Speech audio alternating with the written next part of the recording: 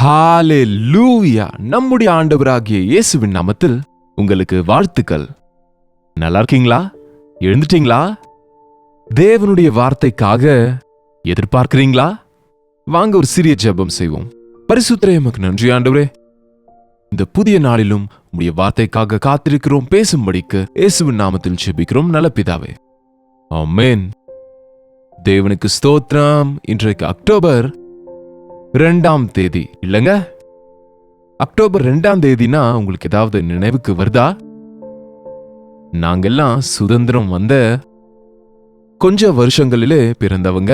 ஆகவே என்னுடைய வாலிப வயதுல நான் வளரும்போது அதிகமா நான் கேட்கக்கூடிய வார்த்தைகள் நம்முடைய சுதந்திரம், நம்முடைய சுதந்திர கொண்டாட்டங்கள், நம்முடைய சுதந்திர தியாகிகள் என்று அவங்கள குறித்து அதிகமா நாங்க கேட்போம்.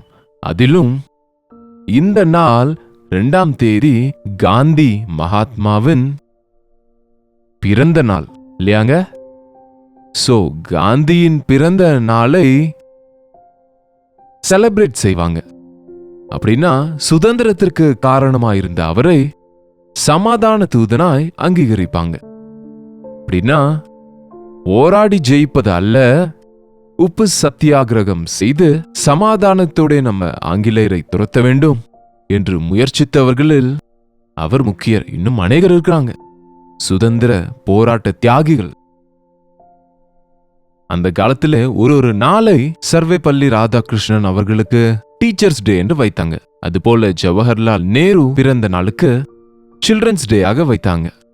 இப்படிப்பட்ட சில விசேஷமான நாட்கள்ல சில விசேஷமான விஷயங்கள் நினைவுபடுத்தி கொண்டு இருப்பதென்பது உலகம் முழுவதிலும் இது ஒரு என்ன சொல்லலாம், வழக்கம்னு சொல்லலாம். அந்த நாளை நினைவுபடுத்தி கொண்டு அந்த சந்தர்ப்பங்களை நினைவுபடுத்தி நம்மை நாம உற்சாகப்படுத்திக் கொள்ள ஒரு மதர்ஸ் டே, ஒரு வேற என்னங்க, ஃபாதர்ஸ் டே, ஒரு டீச்சர்ஸ் டே, இப்படியாக ஒரு விசேஷமான நாளை நினைவுபடுத்தி கொண்டா எல்லா சூழல்களுக்கும் மூலமா இருக்கக்கூடிய பரிசுத்த வேதத்துக்கு நம்ம போகலாம். அமைதியை குறித்து, நிம்மதியை குறித்து, சமாதானத்தை குறித்து பைபிள் விவரிக்கிற அளவுக்கு, சொல்லுகிற அளவுக்கு வேறு எங்கேயும் யாரும் சொல்லலங்க. இயேசு கிறிஸ்து சமாதானத்தை நிலைநிறுத்துவதற்கு, மனுஷனுக்கு சமாதானத்தை கொடுப்பதற்கு இந்த உலகத்துக்கு வந்தார். தேவனோடு மனிதனை சமாதானப்படுத்தவே ஆண்டவர் இந்த உலகத்துக்கு வந்தாருங்க. இருவர் நடுவே சமாதானத்தை உண்டாக்க வேண்டும் என்றால் அந்த நடுவுல இருக்கிற தூதுவர், அந்த நபர் நசுங்கி விடுவாங்க. அப்படி அவங்களுக்கும் சொல்ல முடியாம, இங்க இவங்களுக்கும் சொல்ல முடியாம, எல்லா விதத்திலும் போராடி நம்முடைய ஆண்டவர் நம் பட்சத்திலே போராடி பிதாவினிடத்திலிருந்து வரவேண்டிய கோபாக்கினையை அவர் சுமந்து தூரமாக இருந்த நம்மை தேவனுக்கு சமீபமாக செய்தார். அதற்குதான் இயேசு ஆண்டவர் இந்த உலகத்துக்கு அவர் வந்தபோது சாதாரணமாக வந்தார். நம்மை போல ரத்தமும் மாம்சமுமாக வந்தாருங்க. தேவன் ஆவியானவர், God is Spirit, God is love, God is great என்று சொல்லுவோம் பாருங்க. அவ்வளவு பெரிய தேவன், ஆவியின் ஸ்வரூபியாகிய தேவாதி தேவன் நம்மை போல சாதாரண மனிதனாக இந்த உலகத்துல வந்து பிறந்தார். அதற்குதான் இயேசு ஆண்டவர் பிறந்து 2025 வருஷங்களானதுன்னு நம்ம கணக்கு சொல்கிறோம். ஆனால் அவர் ஆதியிலிருந்து இருந்தவர்தான். மனுஷனுக்கு தேவனோடு பகை உண்டானது. தேவன் சொன்ன வார்த்தையை கேட்காத போது, இந்த கனியை சாப்பிடும் நாளில் நீங்கள் நிச்சயமாய் சாவீர்கள் என்று தேவன் சொன்ன வார்த்தையை மீறி ஆதாமும் ஏவாளும் முதலில் தேவன் உண்டாக்கின மனிதர்கள் கட்டளையை மீறுகிற பாவத்தை செய்தபோது அவங்க சமாதானத்தை இழந்து விட்டாங்க. தேவனோடு உறவை அவங்க இழந்துட்டாங்க. அதனால பாருங்க, மனுஷனுக்கும் தேவனுக்கும் சம்பந்தம் இல்லாம போயிடுச்சுங்க.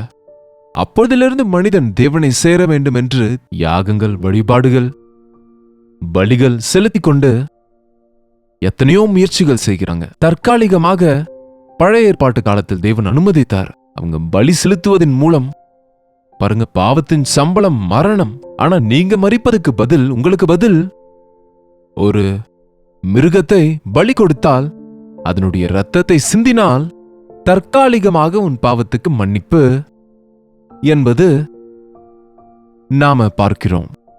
ஆனால் அது தற்காலிகமான சமாதானம் தான். ஒவ்வொரு முறை பாவம் செய்யும் போதும் ஒவ்வொரு முறையும் பலி செலுத்த வேண்டும். ஒவ்வொருவனும் பலி செலுத்த வேண்டும். பலி செலுத்தாதவன் பலியாக வேண்டும். ஆகவே இயேசு கிறிஸ்து இந்த உலகத்துக்கு பலியாடாக வந்தார். அடிப்பதற்கு கொண்டு வரப்பட்ட ஆட்டுக்குட்டியாய் வந்தார். உலகத்தின் பாவங்களை சுமந்து செல்லுகிற தேவ ஆட்டுக்குட்டியாக வந்து நம்முடைய சாபத்தையும் நம்முடைய பாவத்தையும் அவர் மேல் போட்டுக்கொண்டு, எந்த குற்றமும் இல்லாவிட்டாலும், குற்றமற்றவர் என்று நிரூபிக்கப்பட்டாலும், நம்முடைய பாவங்களுக்காக அவர் தம்முடைய ஜீவனை சிலுவையில கொடுத்தார். ஏசாயா சொல்லியபடி நம்முடைய மீறுதல்கள் நிமித்தம் அவர் காயப்பட்டார், நம்முடைய அக்கிரமங்கள் நிமித்தம் அவர் நொறுக்கப்பட்டாரு. நம்மேல் வரவேண்டிய ஆக்கினை அவர் மேல் வந்தது. நமக்கு சமாதானத்தை உண்டு பண்ணும் ஆக்கினை அவர் மேல் சுமத்தப்பட்டது. அவருடைய தழும்புகளாலே குணமாகிறோம். அவர் சிந்தின இரத்தத்தின் மூலமாய் மீட்கப்பட்டு இருக்கிறோம். ஏசாண்டவர் இந்த உலகத்தில் இருந்தபோது அவர் கற்றுக் கொடுத்தது என்னவென்றால், அமைதியை கொண்டிருங்க, சமாதானத்தோடு இருங்க, ஒருவரையொருவர் நேசியுங்க, ஒருவரையொருவர் மன்னித்துக் கொள்ளுங்க, ஒருவரையொருவர் தேற்றுகிறவர்களா இருங்க, ஒருவரோடு ஒருவர் ஒரு மனதோடு இருங்க, ஒருவரோடு ஒருவர் பொய் பேச வேண்டாம், மற்றவங்க மேல உங்களை உயர்த்தி கொள்ளாமல் மற்றவங்களை நீங்க உயர்வானவங்களா நினைங்க. உண்மையாங்க இந்த விஷயங்களை நம்ம பின்பற்றினால் நம் நடுவுல பிரிவினை இருக்காது, சமாதானம் இருக்கும், யுத்தங்கள் இருக்காது, சண்டைகள் இருக்காது, கோர்ட்டு கேஸ் இருக்காது. இன்றைக்கு பாருங்க, மனுஷன் தன்னுடைய சமாதானத்தை வித்துடுறாங்க. சமாதானம் இல்லாதவனா சமாதானத்துக்காக என்னமோ செய்ய முயற்சிக்கிறாங்க, எதையோ செய்ய முயற்சிக்கிறாங்க. ஏசாண்டவர் இந்த உலகத்துக்கு வந்து சிலுவைக்கு போவதற்கு முன்பு தம் சீஷரோடு ஒரு வார்த்தை சொன்னாரு. பாருங்க, யோவானின் சுவிசேஷம் திருப்பிக் கொள்ளுங்க, 14வது அதிகாரம் 25வது வசனம். நான் உங்களுடனே தங்கி இருக்கையில் இவைகளை சொன்னேன். என் நாமத்தினாலே பிதா அனுப்ப போகிற பரிசுத்த ஆவியாகிய தேற்றரவாளனே எல்லாவற்றையும் உங்களுக்கு போதித்து நான் உங்களுக்கு சொன்ன எல்லாவற்றையும் உங்களுக்கு நினைப்பூட்டுவார். 27ஆம் வசனம். சமாதானத்தை உங்களுக்கு வைத்து போகிறேன், என்னுடைய சமாதானத்தையே உங்களுக்கு கொடுக்கிறேன். உலகம் கொடுக்கிற பிரகாரம் நான் உங்களுக்கு கொடுக்கிறதில்லை. உங்கள் இருதயம் கலங்காமலும் பயப்படாமலும் இருப்பதாக. சமாதானத்தை உங்களுக்கு வைத்து போகிறேன், என்னுடைய சமாதானத்தையே உங்களுக்கு கொடுக்கிறேன். உலகம் கொடுக்கிற பிரகாரம் நான் உங்களுக்கு கொடுக்கிறதில்லை. உங்கள் இருதயம் கலங்காமலும் பயப்படாமலும் இருப்பதாக. அவர் தம்முடைய உயிரை கொடுக்க போகிற பொழுது அந்த ராணுவ வீரர்கள் அவர் முகத்தில் துப்புவார்கள் என்று, பயங்கரமாய் குத்துவார்கள் என்று, சாட்டையால் அடிப்பார்கள் என்று, ரத்தம் சிந்தும்படி அவர் சிலுவையில் யாகமாக போகிறார் என்று, அவமானத்தையும் நிந்தைகளையும் சகிக்க வேண்டியிருக்கிறது என்று, படுகோரமான மரண தண்டனையாய் சிலுவை தண்டனையை பெறப்போகிறார் என்று அறிந்து, அப்பொழுது கூட அவருக்கு இருக்கிறதாம் சமாதானம். சமாதானம். நாளைக்கு யாராவது நம்ம அடிப்பாங்கன்னா இன்றைக்கே நம்ம தூங்க மாட்டோம்லங்க. நாளைக்கு ஏதாவது நமக்கு தீங்கு நடக்க போகுதுன்னா இரவெல்லாம் யோசித்து கொண்டு உட்காருவோம்ல. நாம சின்ன சின்ன விஷயங்களுக்கு கலங்கி போகிறோம், பயந்து விடுகிறோம். நீங்க கலங்காதீங்க, பயப்படாதீங்க, குழம்பி போகாதீங்க, பயந்து போயிடாதீங்க, கலக்கம் அடையாதீங்க. நான் இருக்கிறேன் என்கிற ஆண்டவர் நமக்கு இருக்கிறாருங்க. இன்றைக்கு சின்ன சின்ன விஷயங்களுக்கே மனுஷங்க இருதயம் கெட்டு போயிடுதுங்க, கலங்கி போயிடுறாங்க, கோவத்தால நிறைந்துடுறாங்க, பகையை தீர்க்க வேண்டும் என்கிற சிந்தனையோட நிறைந்து போறாங்க. பேச்சில யுத்தம், கையில யுத்தம், சாகடிப்பது, எவ்வளவாய் ஒருவரை ஒருவர் தூஷிப்பது, இன்றைக்கு நம்ம பார்க்கிறோம்.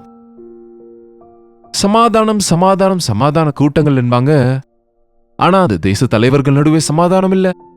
அவ்வளவு ஏங்க, நம்ம குடும்பத்தார் நடுவிலேயே சமாதானம் இல்ல. ஆமா, நீங்க சமாதானமா வாழ்கிறீங்களா? கணவன் மனைவியா? உங்க இருவர் மனதும் ஒன்றானதா? கருத்து வேறுபாடுகளை ஓரம் தள்ளி ஒரு மனதோடு உங்களுடைய குடும்பத்தை நீங்க முன்னுக்கு நடத்திட்டு போறீங்களா? குடும்பத்தில கலகங்கள், நிம்மதி இல்லாத நிலைமை, பிள்ளைகளாலே நிம்மதியை இழந்து குடும்பத்திலே பிள்ளைகளாலே பிரச்சனைகள். இந்த உலகத்தில் எங்க பார்த்தாலும் தவறுதலா நம்ம நியூஸ் ஆன் பண்ணிட்டா ஒன்று கூட சமாதானமான நம்மை சந்தோஷப்படுத்துகிற காரியங்களே கேட்க முடியலங்க. இன்றைக்கு எங்க பார்த்தாலும் கொலைகள், கொள்ளைகள், ஒருவரை சாகடிப்பது, ஒருவரை ஒருவர் விமர்சிப்பது, ஒருவருக்கொருவர் தீங்கு செய்வது, ஒருவருக்கொருவர் அவமானப்படுத்துவது, கோபத்தால் எதோ செய்வது. உலகத்தில் சமாதானம் இல்லைங்க. எங்க இருக்கு சமாதானம்? எங்க இருக்கு அமைதி? எங்க போவீங்க? மனுஷன் செய்வதெல்லாம் எதுக்கு? சமாதானமா இருக்கணும்னு தான். நல்ல வீட்டை கட்டி, நல்ல பெட்டை வாங்கி, நல்ல ஏசி போட்டுக்கொண்டு நிம்மதியா தூங்கலான்னு தானங்க. ஆனா எவ்வளவு நல்ல ஏசி இருந்தாலும், எவ்வளவு நல்ல மெத்துன்னு படுக்கை இருந்தாலும், படுக்கையில படுத்தா தூக்கம் வராது. ஏன்னு சொன்னா மனசுல நிம்மதி இல்ல, மனசுக்குள்ள கலக்கம். அதை மறந்து போக போதைப் பொருட்கள் கிட்ட போகிறாங்க. எங்க பார்த்தாலும் அன்பு இல்லை, ஒருவர் மேல ஒருவருக்கு நம்பிக்கை இல்ல. பாருங்க, தேசத்துக்கு சுதந்திரம் கிடைச்சிருச்சுன்னு சந்தோஷப்படுவதில்லைங்க. ஆனா நமக்கு சுதந்திரம் இருக்கா? குமாரன் உங்களை விடுதலை ஆக்கினால் நீங்கள் மெய்யாகவே விடுதலை ஆவீர்கள். நீங்க சுதந்திரமா இருப்பீங்கன்னு ஆண்டவர் சொன்னார். நம்ம பாவத்திலிருந்து மீட்கப்படுவதன் மூலமாக தான் நிம்மதியை அடைய முடியும். ஆண்டவர் சொல்லுகிறாரு, உங்களுக்கு முன்பு எவ்வளவு கலக்கங்கள் இருந்தாலும், எவ்வளவு கஷ்டங்கள் இருந்தாலும், எத்தனை ஆங்ஸைட்டிஸ் இருந்தாலும், எவ்வளவு பதற்றம் இருந்தாலும், எத்தனை போராட்டங்கள் இருந்தாலும், நிந்தைகள் அவமானங்கள் இருந்தாலும், பாடுகள் பயங்கள் இருந்தாலும், யாரும் எடுத்து போட முடியாத சமாதானத்தை நான் உங்களுக்கு கொடுக்கிறேன். பா, ஏசாண்டவர் கொடுக்கிற நிம்மதி சமாதானத்தை பெற்றவன் பாக்கியவான். யாருடைய மீறுதல் மன்னிக்கப்பட்டதோ அவன் பாக்கியவான். பாவம் தாங்க நம்மை கலக்கமடைய செய்வது. நம்ம அகங்காரமே நம்ம கலக்கத்துக்கு காரணம். நம்ம பொறாமையே நம்ம போராட்டங்களுக்கு காரணம். நம்முடைய சுயநலமே நம்மை நிம்மதி இழந்து போக செய்ய காரணம். இதிலிருந்து நம்ம விடுதலை பெறுவதற்கு ஏசாண்டவர் தம்முடைய ரத்தத்தை சிந்தினார். கிறிஸ்துவின் ரத்தத்துல கழுவப்பட்டவங்க கிறிஸ்து இயேசுவின் மனதை கொண்டிருப்பாங்க. ஆகவே சமாதான சந்தோஷத்தோடு அவங்க வாழ்கிறவங்களா இருப்பாங்க. ஆண்டவர் கொடுக்கிற சமாதானம் உலக சம்பந்தப்பட்டதல்ல. என் சமாதானத்தை உங்களுக்கு கொடுக்கிறேன். உலகம் கொடுக்கிற பிரகாரம் நான் கொடுக்கிறதில்லை. உலகம் கொடுக்கிற சமாதானம் என்ன? தற்காலிகமான சமாதானம். நம்ம கையில ஏதாவது அரிப்பு ஏற்பட்டால் அதை சொரிந்து கொண்டு இருப்போம். அதை சொரியும் வரைக்கும் அது நிம்மதியாக இருக்கும். அது நல்லா இருக்கிற மாதிரி இருக்கும். சொரிவதை நிறுத்திட்டா அது எரிய தொடங்கிடும். திரும்பவும் சொரிவோம், திரும்பவும் எரியும், அப்படியே புண்ணாயிடும். அதான் உலகத்துல தற்காலிகமாக அந்த மூவி பார்க்கிற வரைக்கும், அந்த சாராயத்தை குடிக்கிற வரைக்கும், அந்த போதையில இருக்கிற வரைக்கும், அந்த கூட்டத்தோடு இருக்கிற வரைக்கும், அந்த கொஞ்ச நேரம் அந்த கொண்டாட்டத்தின் நடுவுல சந்தோஷமா இருப்பது போல தெரியலாமானா ஆழ் மனதுக்குள்ள போராட்டம், ஆழ் மனதுக்குள்ள நிம்மதி இல்லாத நிலைமைங்க. நீங்க அப்படி இருக்கிறீங்களா? தேவன் உங்களுக்கு சமாதானத்தை கொடுக்க, நம்ம மனதுக்கு நிம்மதியை கொடுக்க, சமாதானம் நம்ம இதயத்தை ஆளும்படி செய்வதற்கு உங்களை சுற்றி எவ்வளவு போராட்டம் இருந்தாலும், உங்களை சுற்றி எவ்வளவு பேர் உங்களை எதிர்த்து வந்தாலும், உங்களுக்கு எவ்வளவு அவமானம் நிந்தைகள் உண்டானாலும், உங்களுக்கு எவ்வளவு குறைவுகள் தேவைகள் இருந்தாலும், என் ஆண்டவர் எனக்கு இருக்கிறார் என்ற நம்பிக்கை உங்களுக்கு இருந்து அவருக்குள்ள நீங்க மகிழும்படிக்கு அவர் கொடுக்கிற நிம்மதி சமாதானத்தை பெற்று நிம்மதியாக வாழக்கூடிய வாழ்க்கை ஏசாண்டவர் மூலம் மட்டுமே கிடைக்கும். நம்ம சுமையை ஆண்டவர் மேல் வைத்தால், நம் போராட்டத்தை ஆண்டவரிடம் கொண்டு வந்தா அவைகளை ஆண்டவர் தீர்த்து கொடுப்பாரு. ஒவ்வொரு காரியத்துக்கும் அவரிடத்துல விடுதலை இருக்கிறது. ஒவ்வொரு பாவத்துக்கும் மன்னிப்பு இருக்கிறது. கலங்க செய்கிற ஒவ்வொரு பாவத்திலிருந்து நமக்கு விடுதலை இருக்கு. கிறிஸ்துவை உடையவங்க பாக்கியவான்கள். ஏசாண்டவர் தங்கள் இருதயத்திலிருந்து இன்னும் எனக்கு சமாதானம் இல்லை என்றவங்க யாருமே இல்லைங்க. உங்க நிம்மதி இழந்துட்டீங்கன்னா ஆண்டவர் உங்க இருதயத்துல இல்லையோ என்னமோ. யார் மனது உம்மை உறுதியாய் பற்றி கொள்ளுமோ அவனுக்கு பூரணமான சமாதானத்தோடு காத்து கொள்ளுவீர் என்று தேவனுடைய வசனம் சொல்லுகிறது. ஆமாங்க, உண்மையான சமாதானம், நிம்மதி தேசத்துல வேண்டுமென்றால் அகிம்சையை பின்பற்றணும்னு, மற்றவங்களை நேசிக்கணும்னு ஆண்டவர் போதித்தாரு. அப்படியாக வாழ்ந்தாரு. இன்றைக்கு தேசத்திலே உலகத்திலே சமாதானம், நிம்மதி வேண்டுமென்றால் சமாதானத்தின் நற்செய்தி ஆகிய சமாதானத்தின் சுவிசேஷத்தை பிரசங்கிக்க வேண்டிய அவசியம், கிறிஸ்துவின் மூலம் ஒவ்வொரு உள்ளத்துக்கும் நிம்மதியை கொடுக்க வேண்டிய அவசியம் எவ்வளவோ இருக்குங்க. ஆண்டவர் நமக்கு சமாதானத்தையும் நிம்மதியையும் கொடுப்பாராக. ஜெபிப்போம். பரிசுத்தரே அன்புள்ள தகப்பனே, உலகத்திலே சமாதானத்தை நிலைநிறுத்த எத்தனையோ தியாகிகள், எத்தனையோ நபர்கள், எத்தனையோ விதத்தில் முயற்சித்தாலும் இந்நாள் வரைக்கும் தேசத்திலே போராட்டங்களும் யுத்தங்களும் நிம்மதி இல்லாத சூழல்தான் இருந்து கொண்டிருக்குப்பா. உம்முடைய நாமத்திலே தவிர வேற எங்கேயும் இந்த சமாதானம், போராட்டங்கள் நடுவே இருக்கிற இந்த நிம்மதியை நாங்கள் பெற முடியாதென்று உம் மீது நாங்கள் விசுவாசம் வைக்கிறோம். பாவத்தினாலே உண்டாகிற கலக்கங்களிலிருந்து விடுவிக்கப்பட்டு, போராட்டங்களிலிருந்து தப்புவிக்கப்பட்டு, பிரிவினைகள் வேறுபாடுகளிலிருந்து தப்புவிக்கப்பட்டு, உம்முடைய அன்பு மற்றும் சமாதானத்தோடு வாழ்வதற்கு எங்களுடைய குடும்பங்களிலே, எங்களுடைய தேசத்திலே, இந்த உலகத்திலே ஆண்டவரே உம்முடைய நாமத்துக்கு மகிமை உண்டாக எங்களுக்காக நீர் ஆயத்தப்படுத்தின அந்த பரலோக ராஜ்யம் நிம்மதியும் சமாதானத்தோடு நிறைந்ததாக இருப்பதினாலே அந்த நித்தியமான ராஜ்யத்துக்காக நாங்க ஆயத்தப்படும்படியாக உதவி செய்யும்படிக்கு இயேசு கிறிஸ்துவின் நாமத்தில் ஜெபிக்கிறோம் பிதாவே. ஆமென். நம்முடைய பிதாவாகிய தேவனுடைய அன்பும் குமாரனாகிய இயேசு கிறிஸ்துவின் கிருபையும் பரிசுத்த ஆவியானவருடைய அந்யோன்யமும் ஐக்கியமும் கூடி வந்திருக்கிற நம் அனைவருக்கும் இப்பொழுதும் சதா காலமும் துணையாக இருப்பதாக.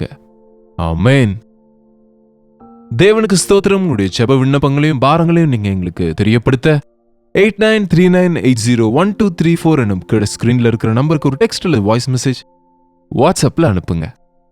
நாங்க பார்க்கிறோம், ஜெபிக்கிறோம், நீங்களும் ஜெபிங்க. தேவன் நிச்சயமா பதில கொடுப்பாரு. உங்க மனசை கலங்க செய்வது எதுவானாலும் அது ஆண்டவர் சமூகத்துல வைங்க. நிம்மதியை பெற்றுக்கொள்ளுங்க.